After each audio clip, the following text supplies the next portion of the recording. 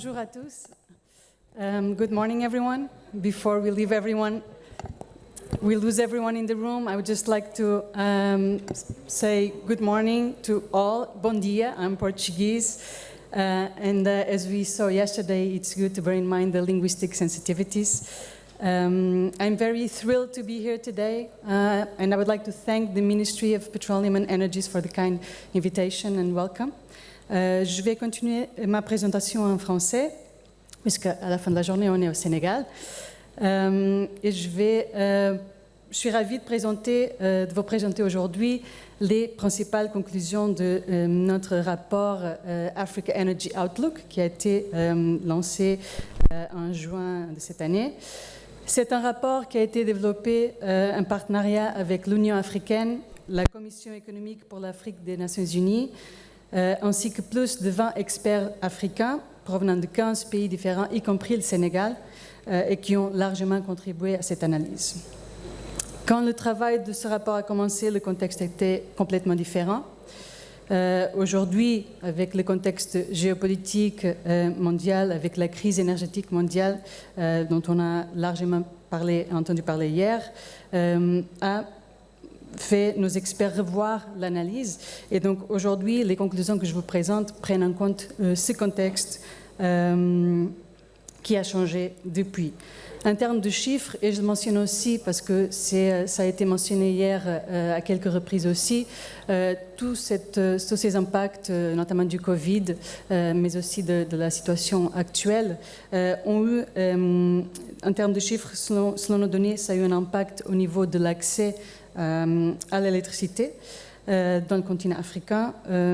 Et en 2021, le nombre de personnes sans accès à l'électricité a augmenté de 4% par rapport à 2019. Donc 25 millions de plus en seulement 2 ans, inversant les progrès qui se vérifiaient depuis 2013.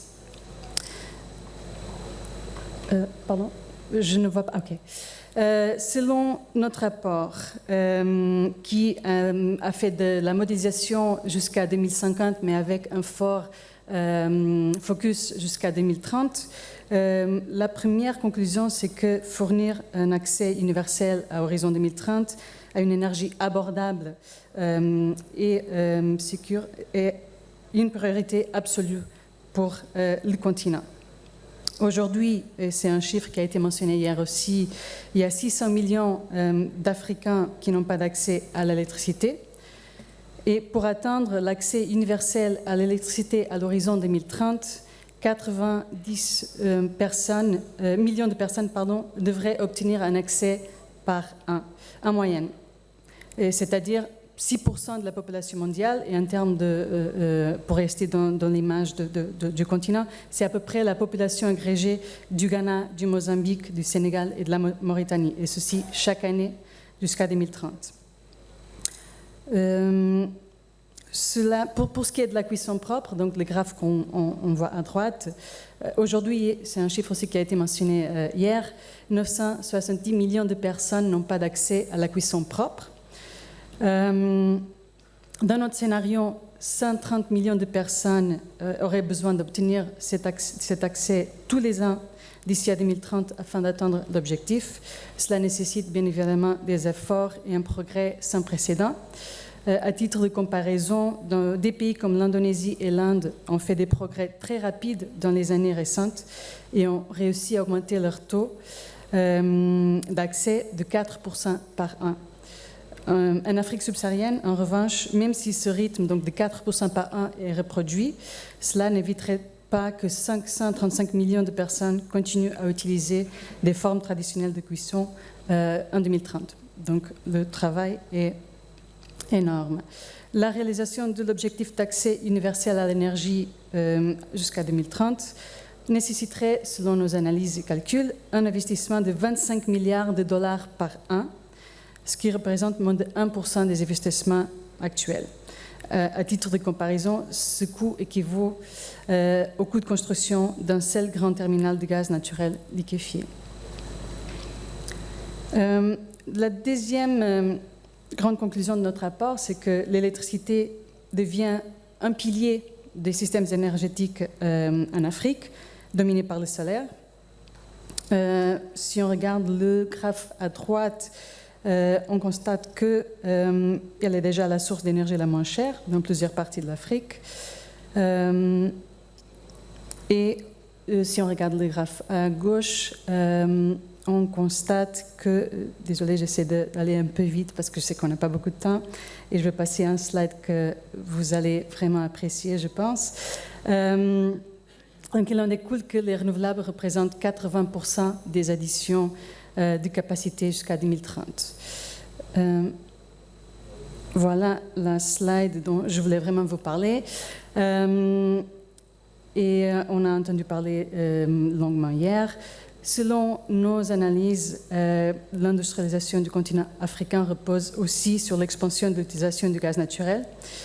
Dans notre scénario, donc le SAS, c'est le scénario de l'Afrique durable, selon l'acronyme en anglais, Sustainable Africa Scenario, la demande de gaz naturel en Afrique augmente. Sa part relative dans le total d'énergie moderne consommée reste inchangée, avec la production d'électricité d'origine renouvelable supplantant le gaz naturel dans la plupart des cas. C'est un chiffre aussi qui a été mentionné hier, d'ailleurs, par Monsieur le Président de la République du Sénégal. Plus de 5 milliards de mètres cubes de ressources en gaz naturel ont été découvertes à ce jour en Afrique, mais leur exploitation n'a pas encore été approuvée dans certains pays. Ces ressources, si elles étaient toutes exploitées, pourraient fournir 90 milliards de mètres cubes de gaz supplémentaires par an d'ici à 2030, ce qui pourrait être vital pour les industries des engrais, d'acier, de ciment et pour le dessalement de l'eau. Un chiffre aussi clé qui a été mentionné aussi par M. le Président hier, si ces émissions étaient ajoutées au total cumulé de l'Afrique aujourd'hui, elles porteraient la part du continent dans les émissions mondiales à seulement 3,5%. Aujourd'hui, elles sont à 3%, donc vraiment une augmentation très faible. Là, ce sont des résultats issus des données, donc c'est des faits imbiaisés. Bien entendu, comme on a entendu hier, c'est aux gouvernements africains et au secteur privé de prendre des décisions pour de développer ou pas développer ces ressources. Cependant, bien, c'est aussi un sujet qui a été discuté hier, l'importance de développer aussi les marchés locaux et régionaux. Je pense que c'était le ministre de la Guinée équatoriale qui a dit que le marché le plus sûr pour l'Afrique, c'est l'Afrique. Donc il y a le risque du marché volatile international.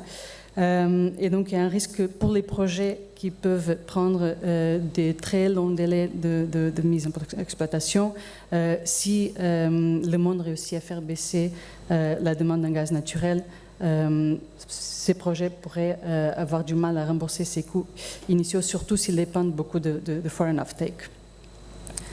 Une autre conclusion, et on a aussi les deux pays en Afrique qui ont des projets en cours de préparation, de développement, la Mauritanie et la Namibie.